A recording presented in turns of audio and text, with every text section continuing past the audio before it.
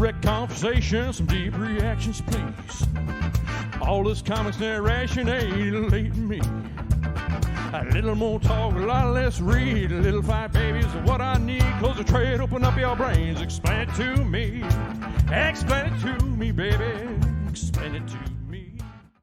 Thank you, Vandello, and welcome to Rhett Conversations. My name is Josh Wasta, a.k.a. Fallout Fury.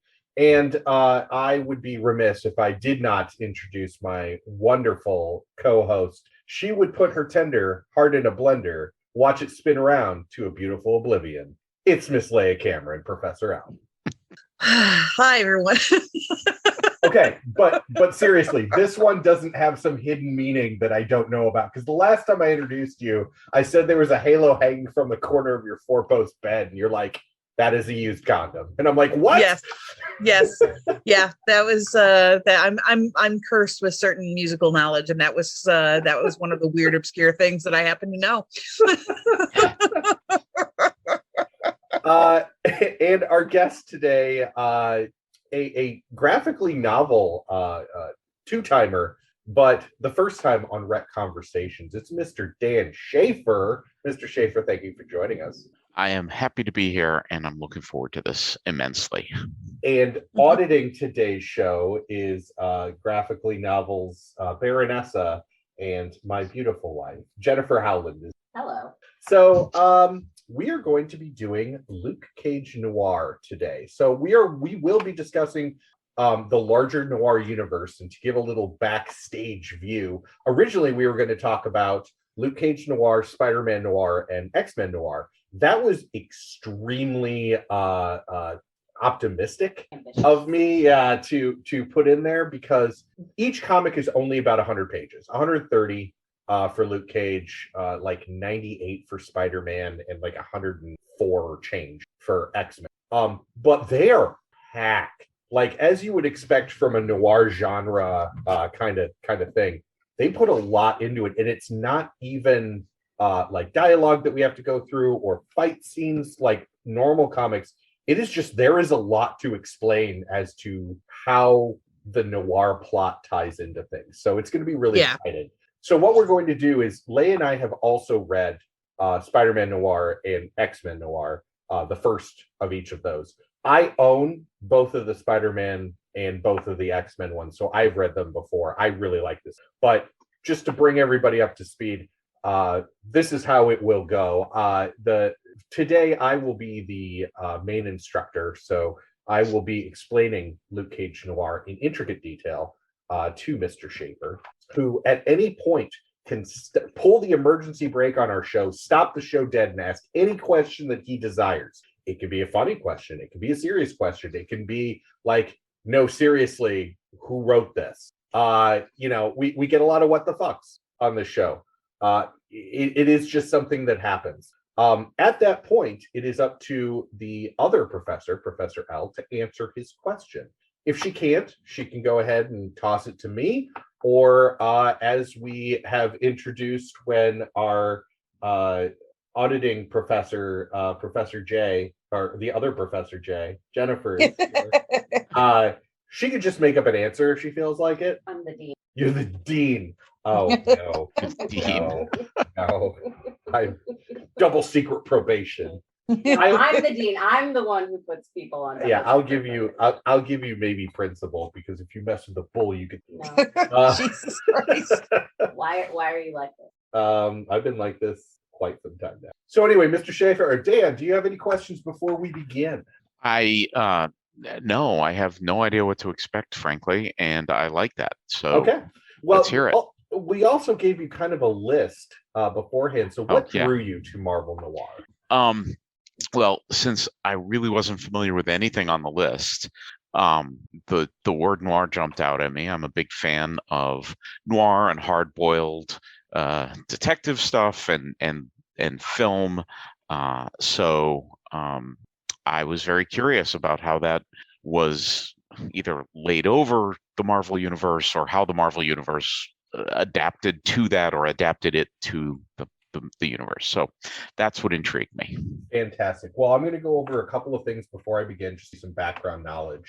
First of all, this is true noir. All of these stories take place in the 1930s. They are not in like what would be considered the Marvel universe history. This is actual 1930s history. So you're going to deal with things like the Great Depression, Hoover, all of those things actually become story elements and all these things like a true noir kind of does, being placed in that time period. There are quite a series of these. The first one being Spider-Man Noir, which most people are familiar with due to Into the Spider-Verse, famously voiced by Mr. Nicolas Cage. Perfection. Absolute perfection. Perfection of a role. Yes, absolutely. However, so the entirety of the run was there's Daredevil Noir, there's Iron Man Noir, Punisher Noir, Weapon X Wolverine, and Weapon X Noir, Wolverine, Noir,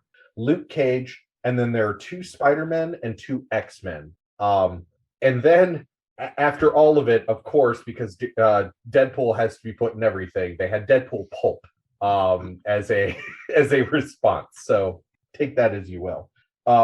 I'm going to put it forward right away because Leia and I have been discussing this, that while the artist for this book was African American, both of the writers were white men, which is a strange decision for a Luke Cage comic and for the subject material that we'll be going into. I just want to prepare people for that because there are definitely race issues that will be discussed. Again, it's strange, and especially in a modern context. I know that for the graphically novel team, we have not done anything Luke Cage oriented, specifically because we're a bunch of white people, and we have not had a guest yet that is a person of color that has come forward, and we just don't feel comfortable tackling that subject material normally without having representation in the show where we're doing that. So this is the exception just because it is the best introduction to this world. Out of all the ones that I've read, we felt that this was the best representation. So I do have one question. Sure. Is there a preferred sequence to read these? Are they interconnected, or are they standalone, just set in the same noir world? You can read each of these independent. The only ones that connect are the ones that are in their own series. So like Spider-Man has 2 different right. The first one is called The Evil That Men. Is it The Evil That Men Do? No, it's just Spider-Man Noir. And then the sequel is called Eyes Without a Face. Eyes Without a Face, you need the context of Spider-Man Noir because that is that's the origin story to bring you to what's going on. Got it. But yeah, you can read Daredevil Noir completely separately from Luke Cage, and there's no order. So I am going to no order between the different characters. Right. There is between comics and their sequel, but not within the Noir universe. You could just pick up one of them. Just clarifying. Yep, absolutely. Because the sequel to the X-Men one is called The Mark of Cain, and it goes into Juggernaut. Okay. We begin. So Luke Cage begins with a cockroach on the ground and a voiceover. So basically the boxed in word balloons that are spoken, but it's just, so whenever I say voiceover, that's what I mean.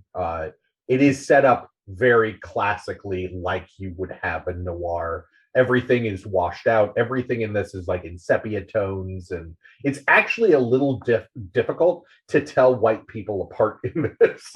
Yeah. Which is amusing. It is very much a piece of that genre as I started to think about it. But so anyway, the voiceover starts. Everyone thinks they're born for greatness. And while that said, the roach is squished by a man casting a shadow while he strangles a woman to death. A cop finds the body as the words appear, but some people are just born to die.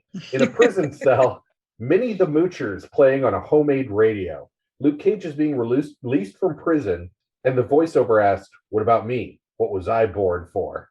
A newspaper declares Luke, the Power Man Cage, free. People whisper as he walks down the street, and a newspaper boy asks him if his skin is really like steel. He flexes at him and says, "You tell me." Luke wanders Harlem talking about missing the smells and sounds until he gets to the barber shop. And he goes in, gets a shave. He and Walt, the barber, start talking about Stryker. No other context other than, do you know where Stryker is now? The Walt tells him that Stryker now runs most of the neighborhood, and whatever Luke did right before he went to prison, which is alluded to but not explained at this point, emboldened Stryker and his gang to basically take over Harlem. So he drove Italians out, he drove the Hispanics out, like he owns Harlem now due to whatever Luke did. An older man in the bar, in the barbershop, also is like, "Hey, is it true that you got out because you volunteered for them experiments?" And Luke's like, "You don't know what you're talking about." So Luke goes to Stryker's speakeasy, which is a great scene because the speakeasy, the eye hole thing opens. Yeah, and the guy's like, "Do you know the password?" And he's like, "The password is I'm Luke Cage." And the guy's like, "Dude, get out of here. Don't." And he reaches through, grabs the dude by his nostrils, and pulls him so hard that the steel door buckles.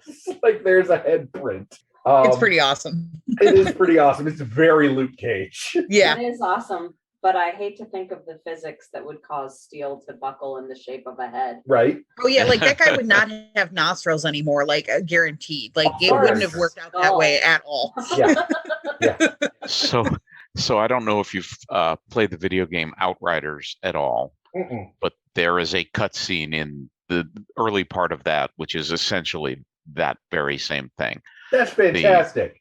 The protagonist, the player character in cutscene form, is trying to get into a place that they are not welcome, and reaches through and pulls the door bouncer's hand through and breaks his arm. But it's the same kind of reach, and then bashes the door in. So right. So I got a perfect visual on that. Excellent. I love a good speakeasy sliding door joke. Yes, me too. like Who Framed Roger Rabbit, where the password is Walt sent me. Love it.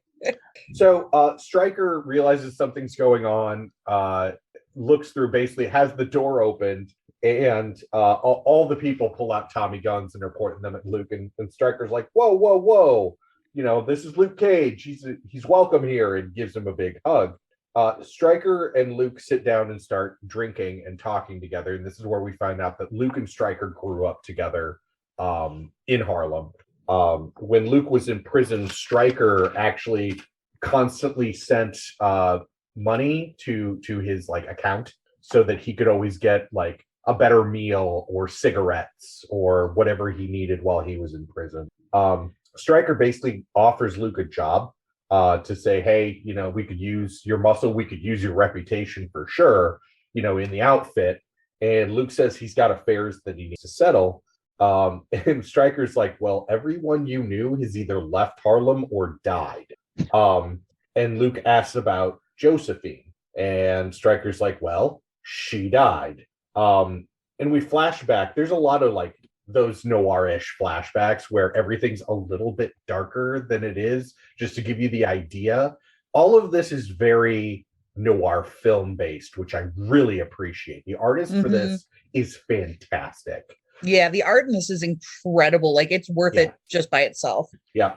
Who did it? Sorry, who did the art? The name of the artist is Sean Martinbro.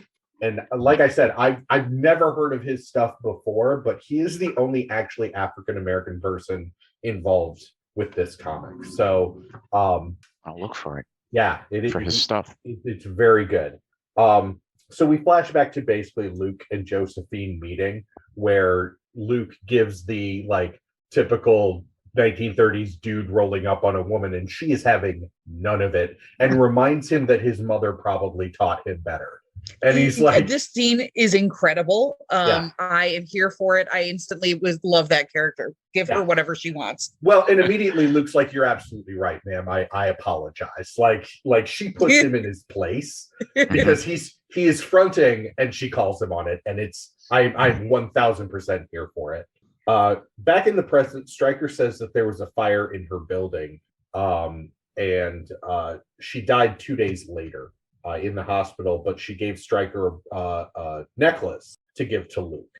Luke, as he's receiving it, just again, the way the art is done, Luke's face looks like skeptical. And then you find out in the next panel, he's like, something is off. And just the way that they do it is very, very amazing. Like the facial expressions in this are fantastic. Again, a throwback to noir films where if you're not paying attention to the character and like the slightest bit of what they're emoting, you're going to miss something. So a guy, as Luke is like kind of pondering this, a gun goes up to Luke's head, and there's a guy named Charlie Tuna who's there, and he's looking for revenge. And Luke's like, do I know you? And he's like, yeah, you busted up like one of my places. And he's like, oh yeah, I remember you. Basically, you find out that this guy Charlie was slapping around. He was a pimp, and he was slapping around some of his women, and he basically slapped around the wrong woman who knew Luke. So Luke showed up and beat him. Like it basically says beat him like a bitch in front of the world, like in front of like his women, like people on the street. Like he embarrassed the hell out of this guy, and told everybody that the reason that he did it was because he beat on women. Basically Luke, like with a gun to his head, stands up, stares Charlie down, and is like, have you heard about me? Do you know who I am? Then you know that pull that trigger, nothing's going to happen, except you're going to get your ass kicked. So I'm just giving you a chance to walk away, and just stares at him. And Charlie's like, okay. And then actually, I remember I have to pee somewhere. Right. I have an appointment. And in my favorite bit, because all of the language in this is 1930s specific also. I am not including all of it because I would have to explain the scene and then explain, but this is the one that I'm going to, because before Charlie walks away, Luke's like, hold on, give me your lid. I like it. And so Charlie like hands him his hat. And Luke's like, great. And Luke wears this hat for the rest of the comic. Nice. It's pretty great. I do really appreciate all of the period accurate slang in here, and even like region and location specific. It's true. It's really, really good. I was really impressed by that. I mean, as a ridiculous LARPer, I did a lot of like the research into like when I had a 1930s character to try and, when I got angry or something, I would go back to that language. And all of this, I was like, oh yeah, I remember that, like that phrase. And yeah. So basically Charlie leaves. Stryker is like taking care of something else, and it's just Luke and a woman named Jackie left at the table. And Jackie said basically that what nobody will tell Luke is before Josephine died, she was drinking heavily and possibly hooking, prostituting herself. So then we go to Luke walking down the street, and a car pulls up, and a white man named Randall Bantikoff asks for 10 minutes of Luke's time. Luke is like, why? And he's like, no, I want to, give me 10 minutes. That's all I need. So Luke gets in the car, and Randall wants to hire him to investigate his wife's murder. She was a white woman who was murdered in Harlem. The police are not being forthcoming about it, which is strange. And also he wants to try and basically avoid a race war is really what he's implying, because a white woman died in Harlem. Luke asks for, basically Luke is like, what do I get out of it? And the guy's like, I'll give you like whatever you want. And he's like, okay, here's the deal. You're going to give me some spending money, and you're going to clear my record. And he's like, I don't know if I can do that. Luke's like, okay, well, we're done here, because that's all I want right now is my record cleared. And he comes back. He's like, okay, I have enough strings to pull. I can figure that out. We can do that. So Luke takes cash from this guy, goes directly to the morgue, and there is a brilliant scene. I mean, for it being written by two white men, they are sensitive to certain topics, and one of them is displayed here because he gets into the morgue because the night security person at the morgue is black. And Luke talks about how being black is the next best thing to being invisible because they're everywhere, but nobody ever pays attention to them.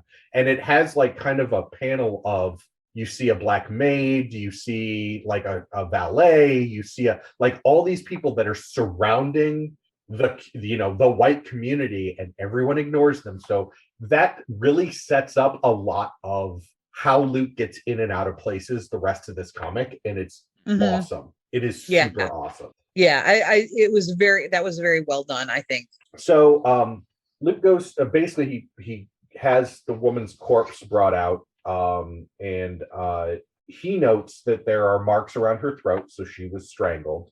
The mortician talks about how she's probably in Harlem for some quote unquote forbidden fruit.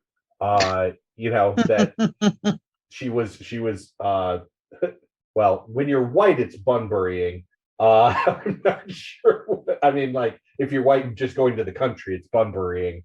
But I'm not sure, basically, she just really liked the Harlem atmosphere and had she was after those jazz cigarettes. That's right. And probably had a black lover. Right. Well, both of those are very polite ways of saying, at least what I pulled from this was that it was implied she enjoyed going down to Harlem for the eggplant emojis. Yes. Yeah. So Luke notices that Luke asks, like, so when did she come in? And the mortician's like, well, last night. He's like, she's bloating, so she's been dead for more than a day. So she was dead for a while before she came in here. At this point, 7 days. What's that? 3 to 7 days. Yes, my forensic anthropologist co-professor here. So Luke then goes directly to dig up Josephine. Okay, so on the show, this is the second time we've had to deal with like graveyards and people digging things up. And the only thing I thought during this was, at least this was not so they could get a DNA sample, like in yes.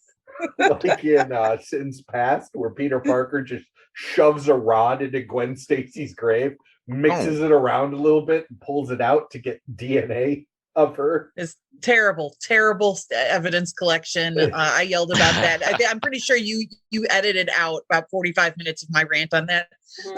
I mean, I kept the good part. So while he's digging up Josephine, we have the voiceover, and he talks about how the necklace that Stryker gave him wasn't something that he gave Josephine, even though it said like "my dear baby" or something like that. Stryker assumed that Luke had given it to her. And he's like, first of all, that was given to her by her father. If she died in a fire or she had been in a fire, there were no scorch marks in it. And she never took it off and would never have parted with. So something doesn't add up that Josephine would want Stryker to give Luke her necklace. He discovers the coffin is empty when he's ambushed by a gangster named Tombstone. How appropriate. Yes. Tombstone being a main Marvel villain who is also, like, he is made of granite in the main Marvel universe. And hangs out in the cemetery? Well, not always. We get a flashback that a man is with Luke and others in a strip club, and the man is a white man. The white man smacks the stripper's ass. It is heavily implied that the stripper that he's slapping the ass of is Josephine. When Luke approaches him, he calls, or all it says is that the white man calls Luke, quote unquote, something ugly. Mm-hmm. It's heavily implied this was the N-word, without using it. Luke takes the man, throws him through the front window of the strip club, which, by the way, why a strip club has a front window, I've not seen many strip clubs where you can go from where the women are dancing to a window. Uh, Yeah. They uh, don't build them like they used to. right. And Luke just starts pummeling this dude on the sidewalk in the like next to the street. When he hits the guy like one more time to like a couple of teeth get like on the sidewalk and everything, and that's when a badge falls out of the guy's jacket pocket, and Luke's like, "Well, I'm screwed." And that's when Tombstone, who's in this flashback, comes up and shoots Luke twice. We flash back to modern day. The voiceover is telling us that Tombstone is an albino with a condition called scleroderma, where the skin hardens. This is actually a real condition. I looked this up. It is. This is a really It is. cool. Yeah. And he talks. I don't know if someone who has it would consider it very cool. Well, okay. It's true. But this is. But it's cool for the context that they didn't make anything up. Right. This is based in Yeah. a real life condition. Right. Agreed. Instead Yeah. of Tombstone like being a dude made of rock, Right. he has an actual physical condition Right. that He's not a mutant. yes, that Yeah. is, and in fact, we'll get to that after Luke Cage. We'll talk Okay. about how mutants are dealt with here, and Okay. it's awesome. So, but Luke's like, yeah, the downside of this for me is that he hits like a Mack truck because his skin, in real life, you don't get the condition to the point where it's like stone, but they're playing with that a little bit here. Luke notices right before Tombstone punches him a couple more times that the only thing in Josephine's coffin is a copy of the Lord's Prayer from St. Aidan's Church. Tombstone hits him a couple more times and basically says he has one night to leave Harlem. Just get on a train, go somewhere else. We don't want you. The next morning, Luke meets up with Randall and basically says, she was strangled to death. She was in Harlem. What do you know about it? And Randall's like, but you are talking about my wife. So let's ease off on like the very, because he's very clinical and he's like, yeah, she got strangled to death. And these are the things I found. And he says that her name was Lucy. And Randall basically gives Luke more money and says, keep digging. You're going in the right direction. Like, obviously I was right to trust you. Luke has a voiceover about Randall and he's like, he does not trust him. And the quote that I pulled, because it's so good. People like Bantakoff like everything black. They just don't want to be it. So, Yeah. yeah. That was great. Yeah.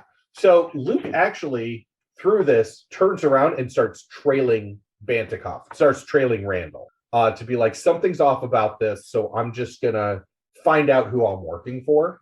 And he follows him to an actual place called the Hotel Teresa, which is like the Waldorf Astoria of Harlem. And Luke explains there are two ways that you get into this building if you're black. One is holding a bag. The other one's holding a horn. So he goes up to the front where a valet is and picks up a suitcase, and like the valet was like one of the ones, and just walks into the hotel. Mm-hmm. He finds Randall with a black woman, basically giving her money before she leaves the hotel. And he decides to follow the woman. He follows her home and is jumped by a man who basically knocks him out with a baseball bat. He wakes up in the room covered in blood. There are pictures of white women all around him, including Lucy, and a lease to the apartment in his name, amongst everything. And the police are already like banging on the door. So this is very classic, like It's the setup. yeah, the setup. Yep. My favorite example of this is actually Dark City, which is one of my favorite movies that is a sci-fi noir and so weird and so awesome. So basically the cops are like, bust in door, start shooting immediately. Like there is no Standard 1930s police procedure, really. yeah, Right.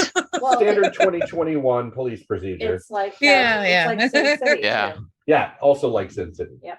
The cops in Tombstone, because Tombstone is with the cops, and they chase Luke to the roof, and they charge him with the murder of Lucy. And he's like, she was killed the night before I was released from prison. And that's when one of the cops is the one that he beat the crap out of in the flashback, holds up a paper and says, that's not what this release paper says. It says you were released the night she died. Luke starts, so basically Luke is looking at the situation. He's like, okay, how am I going to get out of this? And he looks at Tombstone and he's like, okay, what do I know about Tombstone? Oh, he has XY psychological issues. So starts calling him Lonnie, which is his real name. And basically is like, what was it that the doctor said about you, Lonnie, when you were born as a freak albino? Oh, nice. And like one of the other cops like chuckles, and Tombstone turns around and like punches him, and like basically he starts a fight between all of the cops. And Tombstone, basically somebody's like, shoot Luke, and Tombstone's like, no, I tried that before, it doesn't work. I'm gonna kill him with my bare hands. And goes at Luke, and Luke dodges but pulls Tombstone's gun, and shoots the supports for the water tower that's on the roof. So the water tower falls, floods the roof, and washes Luke off of the roof. That's comic book physics. It sure is. Also, the fact that we don't see Luke land, we don't see anything like that. We just see him then walking down the street, where he goes to St. Aidan's, his next, the next clue. So while he's there, he's sitting in the pews. Sorry, got away clean. You're fired. Well, thanks for coming, everybody. This has been the last episode of. So while he's at St. Aidan's, he's in the pews. There's a nun lighting candles for various different places, and the nun there's a picture of Josephine with a candle in front of it, and the nun lights the candle. So Luke goes over to her and is like, I knew that woman. She had no friends, no family, nobody that would light a candle for her. Why are you doing it? And the nun's like, oh, well, everybody needs somebody to light a candle for them. And Luke's like, yeah. And he like says, Josie, it's me. And she pulls the hood off, and her face is like completely scarred all over. She says she's made peace with the Lord, and basically sends Luke away and says, never come back. Like, you're not going to find answers here. You're not going to find what you're looking for. Just go. I'm alive, but never come back here. So Luke gets home, and Stryker is there with like some of his like gang. And he basically is like, well, you've really done it. There's a lot of people like looking for you. So he offers Luke, basically he says, I have an apple farm in Maryland. You can go there until the heat dies down. I'll give you half the farm. We'll own it together, and I can get you some money to lay low. And Luke asks why Stryker's doing this. He doesn't owe Luke anything. Stryker says that when Tombstone shot Luke and Luke immediately got back up, it meant a lot to the community. Basically, the black people of Harlem had somebody to rally behind because, an albino shot a black man who was beating on a white cop who had harassed a black woman. And that should have been the end of it. That should have been basically game over. Another example of white people just keeping. But Luke got up, and we don't see what happened in the rest of the scene. We just see that Luke had gotten up, and Stryker was like, I used that to light basically a fire under the community, and that's why I am where I am today. So Luke basically says, okay, well, I'll go with you. I just got to hit the head. So I'm going to go to the bathroom. And he goes to the bathroom, closes the door, and goes, oh, good. This place still has gas-powered lights. So he blows the fire out in both of the lights in the bathroom and breaks the window and jumps out of it.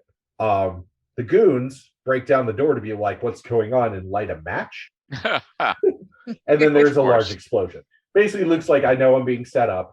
There, we get the voiceover again of like this. Yeah, if I had gotten in that car, I would have been dead. So Stryker runs out of the building on fire, and the only reason he survives is his valet takes like a crowbar and breaks a hydrant. So Stryker like is put out. Luke then finds Jackie, the woman who had told him about Josephine, on a subway platform and pushes her, into the tracks and is like, okay, well, I'll let you up, but I've got some questions as a train is approaching. Sing, little canary. Yeah. So she says the night that Luke beat up the cop, everything changed. Basically, Tombstone was made into a cop. Like, they just were like, okay, well, you're a cop now. And Tombstone and Stryker worked together to take the streets. They took the booze and they took the prostitution, but then they started bringing in heroin. Luke points out that they don't have the money for heroin or the clout or anything else. And Jackie says they're hooked up with some rich black cat downtown. Luke asks about Josephine, and Jackie says that with Luke gone, Rackman, who's the cop he beat up, so we have a name now, went after her more aggressively, and she kept turning him down, to the point that she turned him down in public, where everybody else saw. So Rackman had Tombstone cut her up and Stryker make her disappear. Luke helps Jackie up, but she's hopped up on opium, and she refuses to leave her purse, which is down on the tracks on the third rail. Yeah. So she jumps down to get her purse, is electrocuted. Is that historically accurate? I don't know. The third rail? Yeah, I mean, was the New York subway system at the time in the 30s? I don't know. That's a good question. I feel like it was. I feel like it was a thing because I feel like it was. But yeah, offhand, not sure 100%. Like, did not think to research that particular aspect of this. Right. I will say my uneducated guess is probably accurate. It seems it wouldn't like surprise me either way, but I mean, right. Yeah. Well, I mean, there is a lot of electricity. Like, there is electricity in a bunch of places, and it seems like only the poorer areas would still have gas. Right. Which is why Luke is able to do what he's doing. He does in the apartment. So I don't know. That's a good question. So the news, basically, we then see a newspaper that says that Luke Cage is wanted for murder. Rackman and Tombstone are in a hospital room next to Stryker, who is now covered in bandages and mummied and up in a hospital bed. And they're planning basically how they're going to kill Luke. When there's a fourth unidentified man, just like a speech bubble from off panel, basically calling them all pathetic and saying, you got taken by Luke Cage and you need to fix it. So Luke is putting the pieces together in some area. I mean, obviously it's not his apartment because he just burned his apartment down. But he realizes all the pictures of Lucy have her in the same outfit. And as he's looking at them, he's like, okay, they're overdeveloped. This person was not taking their time. There were no Meredith Gerber for sure. And basically he sucked at his job. And he's like, oh, I know who this was. And he goes to a local club and sees a guy that he calls Snap. And what? Snap. Snap. You snap a photo. Picture. Yeah.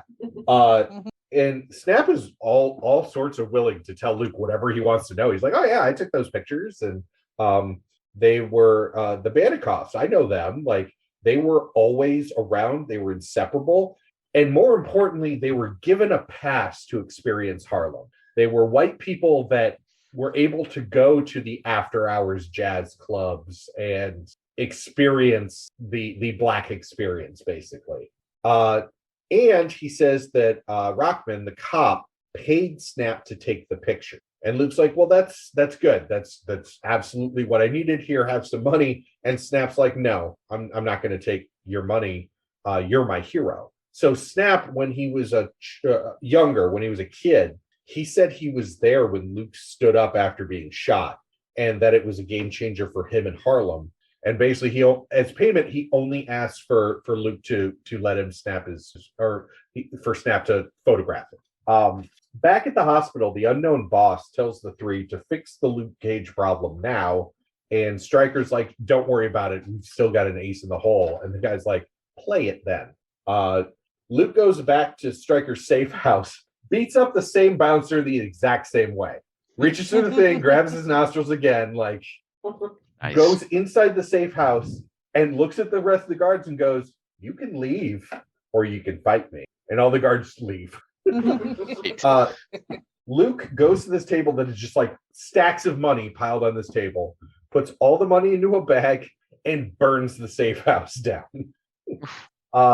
While he's walking away, he thinks about, quote, the night he became Power Man. So this is where, like, we get the explanation for what was going on. And it turns out he wasn't bulletproof. He just had a flask in his pocket that stopped the 2 bullets. I loved this part, by the way. I thought that was brilliant. That actually made my jaw drop a little bit. Like, I was like, that's fantastic. Like, how these urban legends start. And Luke also realizes that because he then leans into it. So every response going back, like when the kid first asked him, "Is it true your skin's made of steel?" Luke doesn't say yes or no. He just flexes and says, "What do you think?" So everything going back is Luke will use the power of his legend, to his advantage. So back at the hospital, Stryker reveals that his ace in the hole is like a 10-year-old kid named Luke Cage Jr. It's Josephine and Luke's kid. Elsewhere, Randall is supposedly kidnapped off the street. Like, all it is somebody forces him into a car, and there are some people going, "Oh no, that man's being kidnapped." Luke stashes the money in a bus station locker, and Randall bursts into the police station saying that he just escaped a kidnapping. Meanwhile, Stryker, who has left the hospital still covered in bandages, watches his speakeasy burn from the backseat of a car. And it's all like these things are happening very quickly, and we are to believe at the same time. Yeah. Back at the morgue, Luke goes back to Lucy's body, and he realizes that he misdiagnosed the first time. Her bloating wasn't bloating after all. She was pregnant. And he goes back to reaffirm that he's correct on that. And somebody's already been there and cut her open and taken the Tombstone walks in the room and basically does the perfect 1930s villain monologue to explain everything. He and Stryker had led Rockman led him on that Josephine was really interested in white men, but she just played hard to get. And they knew that as soon as Rockman put his hands on Josephine, Luke would overreact. And if Tombstone saved the cop from a black man, he would then be in with the police, and Stryker and Tombstone could use the police to their own ends. Right. And all of it worked perfectly, except Luke survived. So Tombstone's like, "So it's your fault. I had to cut Josie all up. I had to do all of these horrible things, and it's your fault." So while he's monologuing, Luke's like, "But there's one thing he didn't know, and that's what I had behind my back." And that is when he takes the embalming needle that he's holding in his hand, sticks it into Tombstone, and turns the what do you call it? The cylinder? The pump? Yeah. Filled with embalming fluid on. Oh, he opens the valve. Okay. Yeah. Yes. And Tombstone's head literally pops. It is gross. I am not 100% sure that is a realistic depiction of what would happen if you were to inject a living human being with formalin, but I will allow it because comics. Yeah. Right. Also, because it looks awesome. Well, yeah, I also had issue with the body was bloated. Oh no, she's not bloated. She was pregnant. Fuck yeah, you. that seems like either I mean, you can sort of credit Luke for not being like a physician, Right? But I mean, at the same time, there's a difference, right? Yeah, I should point out that the artwork has it look like it was the early months of pregnancy, maybe 3-4 months pregnant, enough that there's some noticeable swelling, but not enough that it's that she's really showing. Again, the artwork does a lot of the heavy lifting in this, which is why it's difficult to explain it in audio format. Right. Well, I guess my point is, and Leia, correct me if I'm wrong, if there's bloating on a corpse, it's going to be like the face and the hands. Everywhere, yeah, so not bloat just the abdomen. Yeah, bloat isn't necessarily restricted to just one area of the body. Right. However, I will caveat that and say that if there are extenuating circumstances like infection or open wounds, things like that, it may start there. But yeah, it would be noticeable all over. I will also allow that 1930s Luke Cage does not know 2021 medical examiner, forensic anthropology, etc. So I'll allow it. Yeah, that's also where I am. Is this does a very good job of sticking to 1930s science and what people know in the 1930s. Right. So confusing with swelling with pregnancy. I don't know that that's too far off the mark for 1930s. Well, no, and kudos for him for even noticing that. Right. or just lay people in general, to be honest. Like how's a lay person gonna look at a corpse and be like, clearly blah blah blah, like when you don't know shit, like So Luke, the next scene is somebody getting into the front seat of Rackman's car, because Rackman is having people driving him around. Rackman, thinking that it's Tombstone, is like, is it done? And Luke basically says, you shouldn't touch other people's or women. He then drives Rackman off a bridge. Like, the car goes off a bridge. You don't see Luke, so you assume like he doesn't show him bailing out or anything, but the car goes off a bridge. Rackman at this point, for one reason or another, has a broken leg, so can't jump out of the car. Was Rackman on top of the water tower? Yes, that must be it. Yeah. That's what I assumed. I assumed he got hurt in the weird flood. So the next scene is Bancroft, Randall, is talking to a police officer who's like, sir, you really should cancel your charity event tonight. And he's like, no, this was really important to my wife. It's something that it needs to happen. We need to keep it going. There are a lot of, it's charity, so there's a lot of people depending on it. And the cop is like, okay, well, we'll have a couple of squads here watching the building. And so Luke, at this point, we see Josie back at the church going into the confessional booth, and you have the classic, like, she thinks she's talking to the father. It's Luke in the priest's area. And this is where Josie fills in Luke on what she knows. And that's, first of all, she tells Luke he has a son, that she didn't know he was pregnant, or she was pregnant, until he had gone away. And at that point, she tried to write to him, but he was in the deepest, darkest hole because he had beat the crap out of a cop. And it's the only reason that she's still alive, because Tombstone, for all of his foibles, was a mama's boy. So when Tombstone found out she was pregnant, instead of killing her, he just horribly scarred her, and Stryker put her in a convent, right? Okay.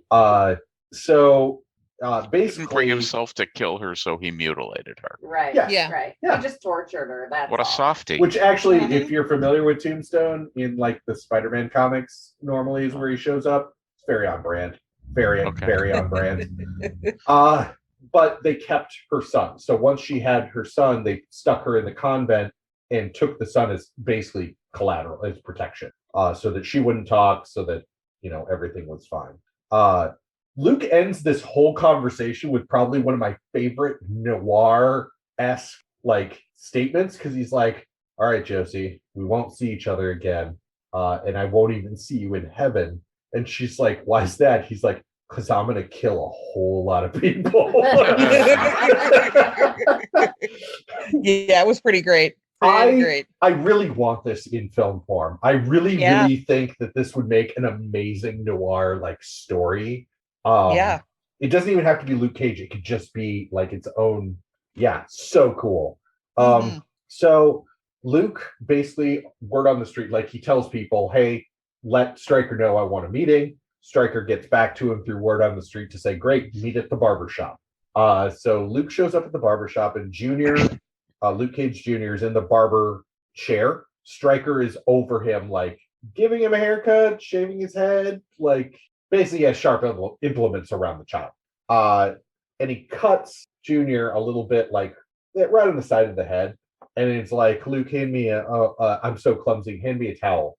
And Luke's like, go ahead and kill the kid. His mama was a whore. Don't even know that he's mine. I don't care. And basically this gets Stryker flustered, and he's like, you are not in control. I am in control. Give me a towel. So while he's flustered, Luke's like, okay, goes and gets a towel, and then like takes the towel and wraps up both of Stryker's hands. And this is when my favorite supporting character jumps into action, because Walt the barber takes the glass jar of like what do you call it? Disinfectant. Disinfectant with all of the Yeah. stuff in it, Barbicide. smashes it over one goon's head, takes the aerosol can and a lighter and sets the second goon on fire, who like is freaking out and jumps out the front barbershop window. And Luke is like making sure Junior's okay and apologizing to him when Stryker basically puts a gun to Luke's head. And Luke's like the voiceover is like, okay, well, this is it. But I did what I could. And from across the room, Walt the barber throws a pair of scissors into Stryker's eye, killing him instantly. It's dope. Okay. So something Comics. that I thought was Walt just the barber is a ninja. kind of, and it's gonna make sense. And I didn't make a note of it back in the beginning because I didn't think it was important. It does become important at the end, so I'm gonna talk about it now. Walt the barber was one of Harlem's hellfighters. Mm, So he talks about how he had gone to the war, Yeah. to World War One, Yeah. and come back a hero, but that hero like whole thing only lasted, a week or two, right. where they actually respected black men for like a week or two who had Right. fought for their country, and then nothing. Well, and it's- also he pointed out too that like when they arrived in Paris, Yeah. they threw everybody a parade and whatever. And this actually speaks to historically in Paris in the 1930s, they were much more accepting of black folks and treated them with Yes. Yeah. much more decency, respect, and etc. And they did not have the same issues that they did over here in the States. So when a lot of these black soldiers came back from the Great War, they essentially they'd seen the other side, Right. and they were like, they'd hey, wait a seen minute. what it was to be like a war hero. Or to Right. be a person. Yes. Yeah, to be treated Absolutely. like a person. Right.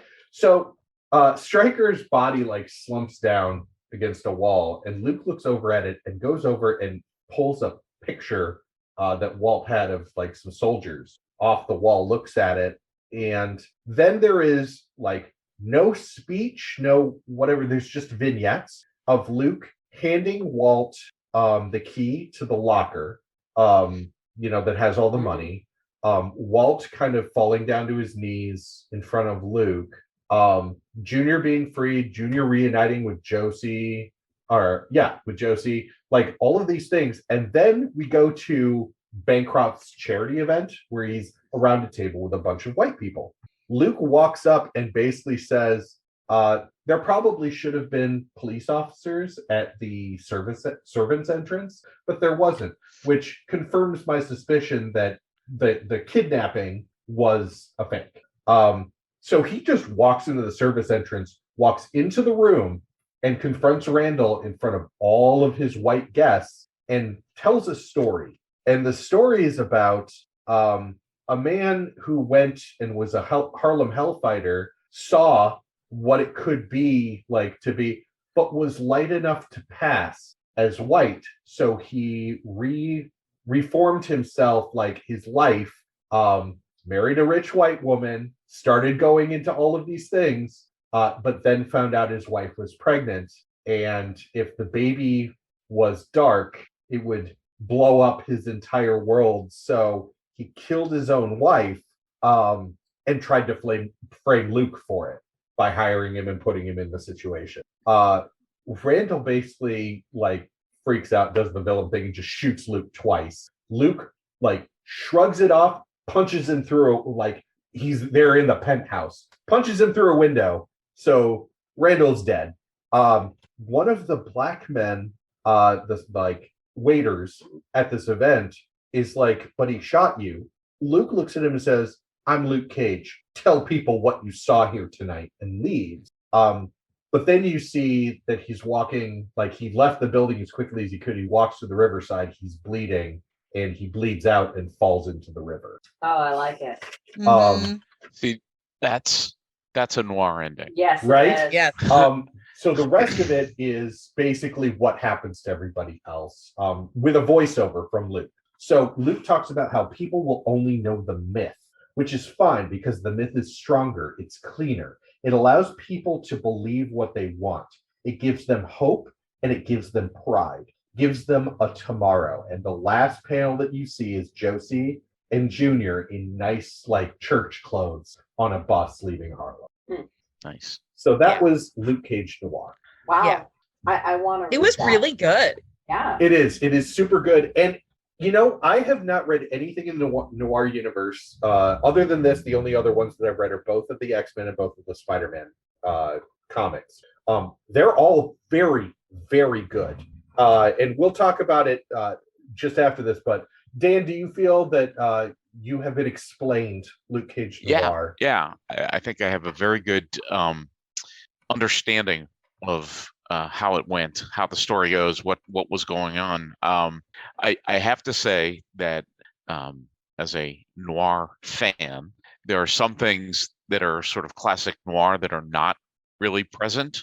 Mm-hmm. Mostly the I think I mentioned it before, the omnipresence of an uncaring universe, and also sort of on a more prosaic level, a grand conspiracy going deeper around the protagonist. And there was I was waiting for more of that, and the whole Randall thing at the end fits into that a little bit, but otherwise, I mean, that was great.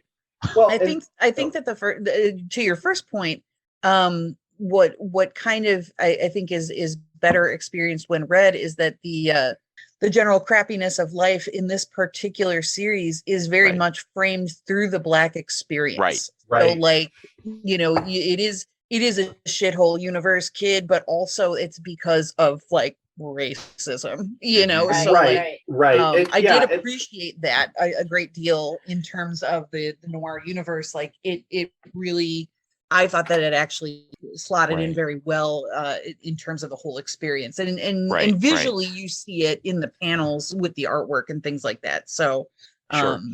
I think there's a very fine line between noir and and hard boiled. Yeah, sure. I agree. Which is much more focused on the protagonist's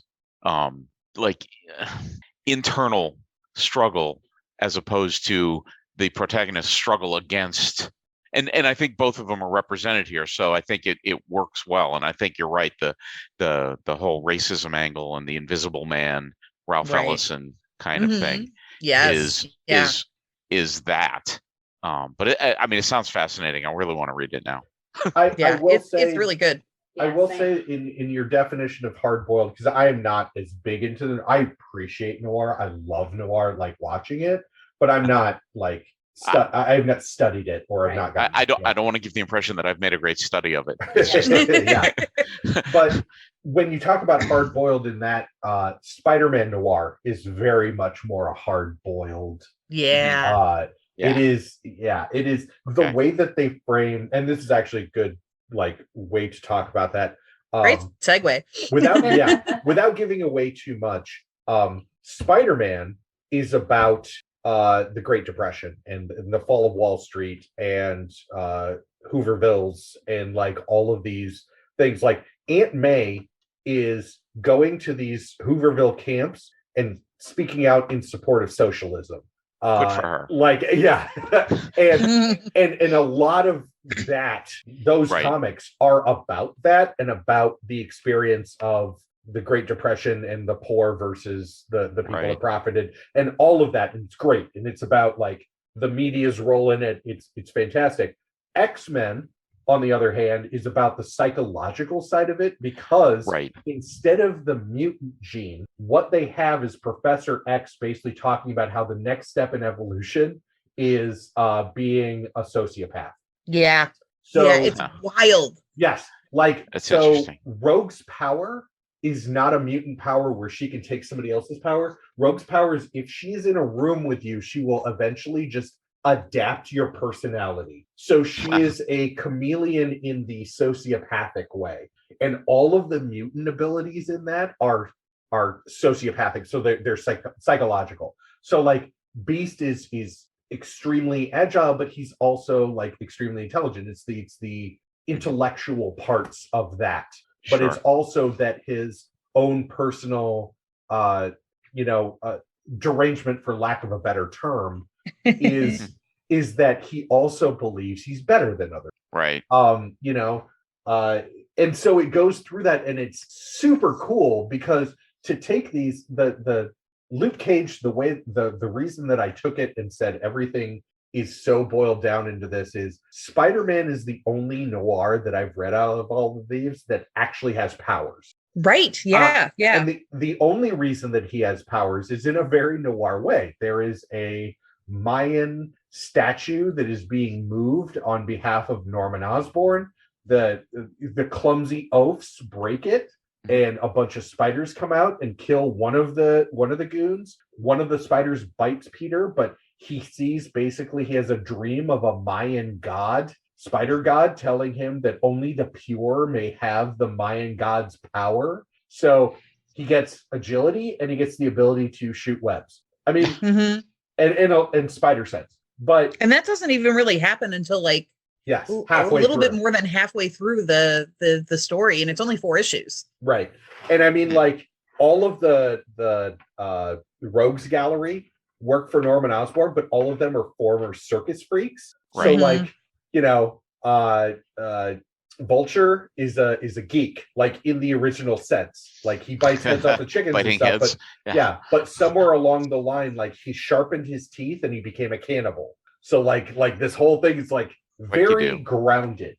It's implied too that that's because of his position as a circus freak, essentially, is that like, it's kind of a chicken and an egg situation where it's like, he's a circus geek, bites heads off chickens and shit, but like also people are paying to see something weird, so he sharpens his teeth to be weird, and then like eventually kind of adapts this weird savage personality, half feral and whatnot. And it's kind of it's interesting because it's like you don't really know if that's who he is as a person, or if this is just an act that eventually kind of caught up with him. You know what I mean? Took him over. Yeah. Right. And I mean, this universe, I really enjoyed it. But I mean, there are certain ones that they've done that I'm like, okay, like Iron Man.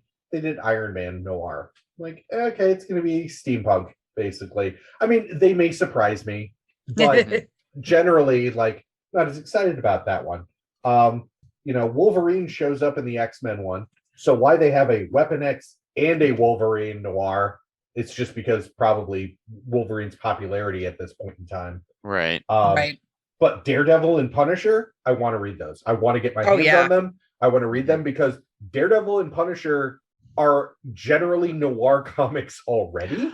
Right. And they're street level too. Right. And I think that makes a big difference as well, because just Iron Man, not street level. X-Men, not street level. Like, I mean, they were made street level for the purposes of this, but I think the street level heroes were a good call when they were developing this series because it translates very well to that noir aesthetic. Pretty, yeah. Right. Well, and the other thing that I really like is in the X-Men one, not to give too much away, because I do want to encourage people to read it, because this universe is just great to experience. It's really cool. The Brotherhood versus X-Men relationship is framed as Professor X is running basically a juvenile delinquent facility because he's a psychologist in the 30s. So he takes in these quote unquote broken juveniles. So it's like a sanitarium. Yes. And the Brotherhood side is all Magneto, but he is the chief of detectives. And so all of his stuff is hand-picked people that he realizes also has this sociology or the pathological these pathological conditions that he basically brings into the police force and starts grooming them. And in fact, the whole thing is put through the view of his son, Pietro, and Wanda. And so you see basically Peter has tried to emulate his father all of his life. He gets to a certain point in the police force and realizes his father is out of his mind and doing things the wrong way. So it is also a classic noir, the expectations of a good man being dashed. So you get a lot more of that uncaring world in the X-Men comic, which is, but stands to reason for that, right.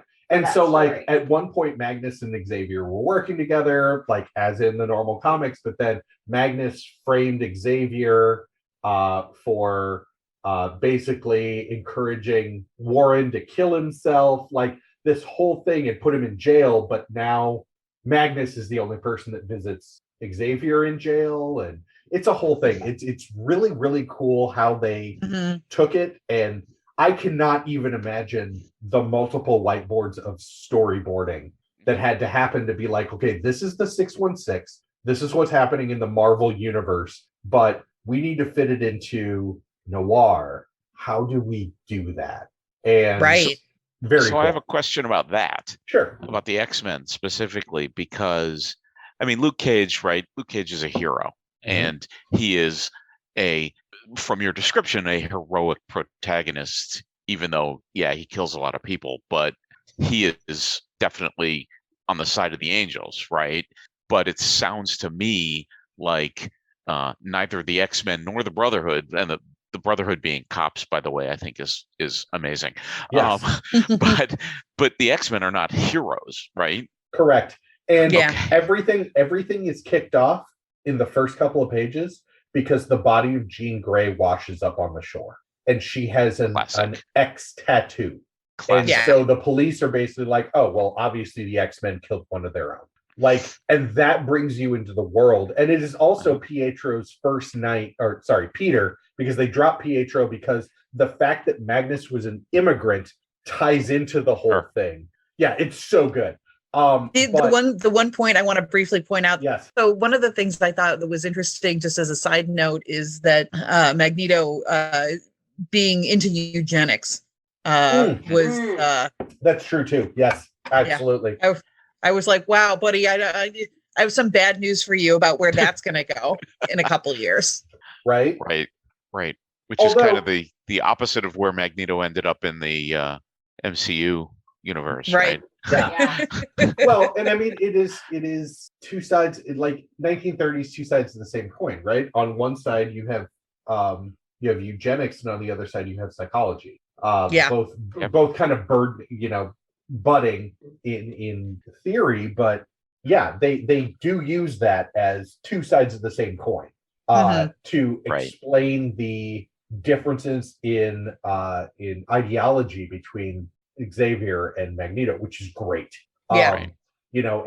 Absolutely pulling in his whole, like, there is a whole part where Magnus is asked how long it took him to get rid of that accent that changed his name at Ellis Island because the person writing down the name couldn't understand him. And like, instead of getting angry, Magnus is like 16 months. But I did it for my children because I wanted them to have a better life than I have. Like, it's very, very cool. It's very period specific. Right. But and it's only the original X. Oh, the other part that I have to mention, of course I do, is that Gambit runs the local casino. Of course. And so that is how they bring him in, is he's just Remy LeBeau, this Cajun trash that happens to have gotten his hands on this local casino. And it's, that of course was just made me giddy, because he is involved in all of this because people owe him money. Both the cops and the X-Men aspects owe him. And like, he talks about how Jean Grey was banned because she's the grifter in their group, because and he talks about how it just seems like she could control men's minds at the table. Which is a great like nod, but at the same time leaves the supernatural or the powers aspect out of it. Right. Mm-hmm. And then, like I said, Spider-Man, the one character in all of this that seems to actually have powers, it comes from a very noir source, because they even mention in that comic King Tut's curse, Right. which is a big deal at this point in history. So Noir universe, highly recommend. I will definitely look into it, because quite frankly, until you put it on the list of things for me to consider talking about or learning about, I hadn't really even heard of it. Yeah. I have to except admit, as part of Into the Spider-Verse, right? So right.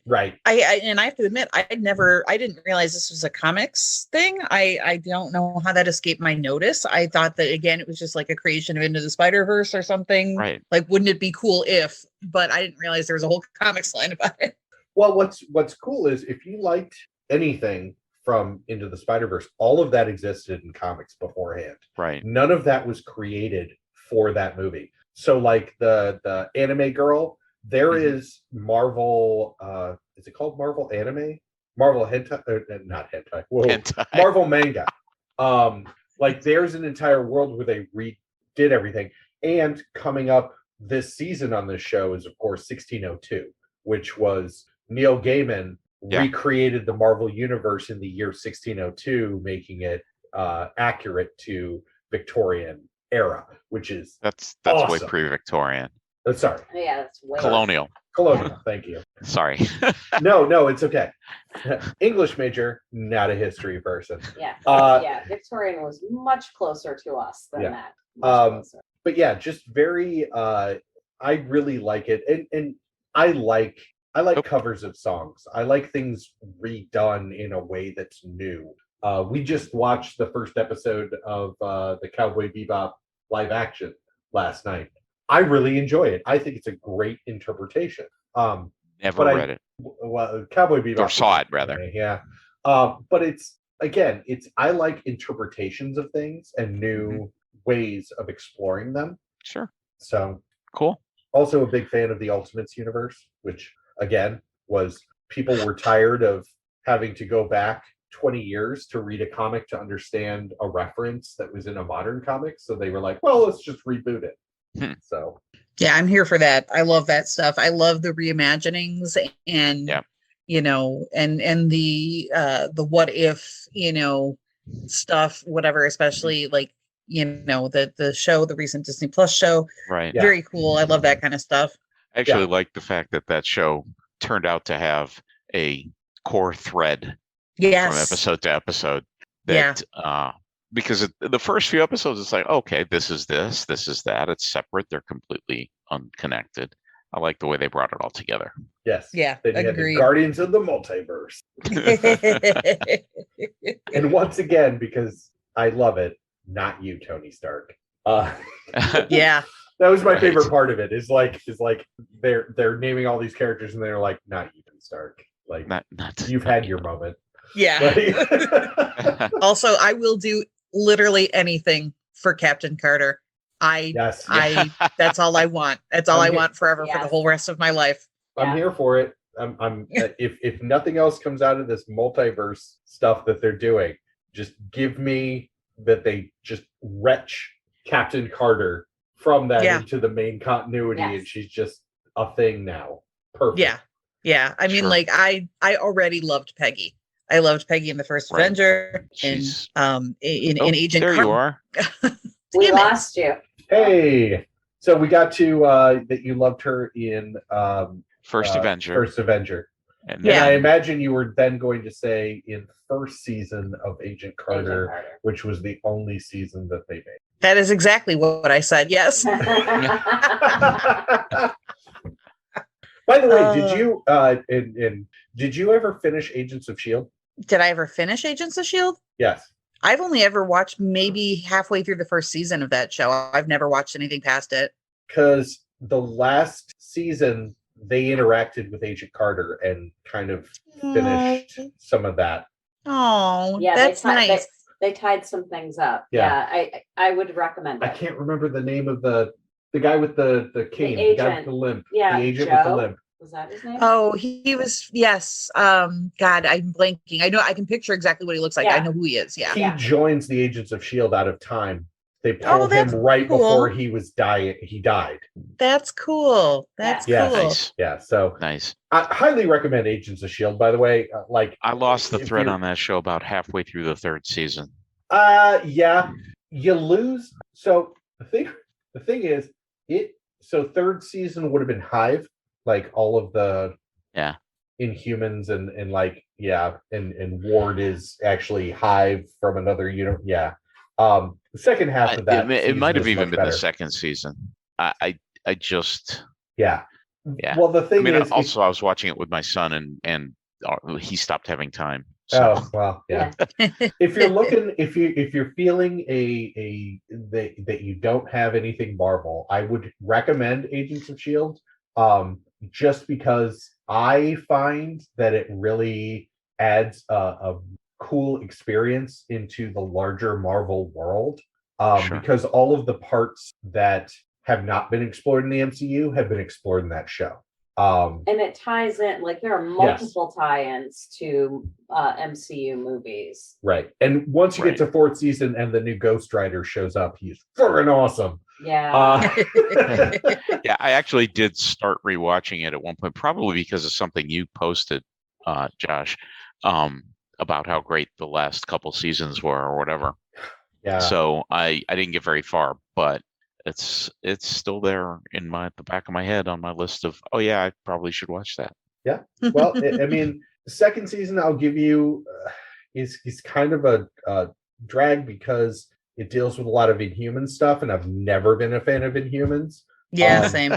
But the payoff of that is you get a fully formed Quake, Daisy Johnson, by the end of it, who understands her powers, and then by third season, she has grabbed a bunch of other Inhumans and created the Secret Warriors, which is like a powered up, super secret division of S.H.I.E.L.D. But it also deals with a lot of the like fallout of Captain America, Winter Soldier, where S.H.I.E.L.D. is all of that happens. Like the movies kind of ignore that whole S.H.I.E.L.D. fell thing moving forward. Agents of S.H.I.E.L.D. very much has to deal with it. Yeah. So anyway, thank you so much for joining us, Dan. Thank you. And Jen, thank you for joining us. Please, everyone, tune in 2 weeks when I will be taking our friend Jason Taylor through my favorite comic of all time. Just the first 2 graphic novels of it. Transmetropolitan. It's going to be lit. We're going to bring Warren Ellis into the house. Yeah. We're going to introduce Jason to Transmetropolitan and have another convert, because I've never heard anybody say that they started reading Transmet and didn't like it. Yeah. No, it's good stuff. Yeah. I mean, it might be a little difficult in today's political climate. No, it actually holds up really well. But really it's well. painful. But it's painful. Right. It might be painful. Yeah. Oh, okay. I see what you're saying. Until then, take it away, Vandello.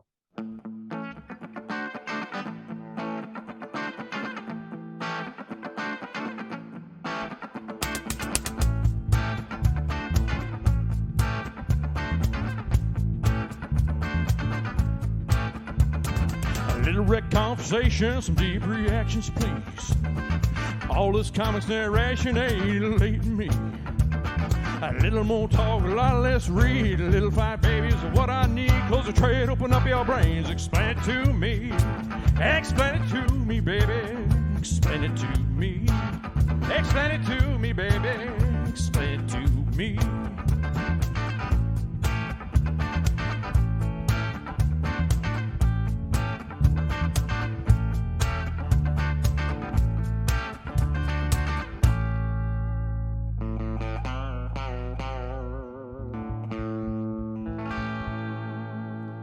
Vandello 2021.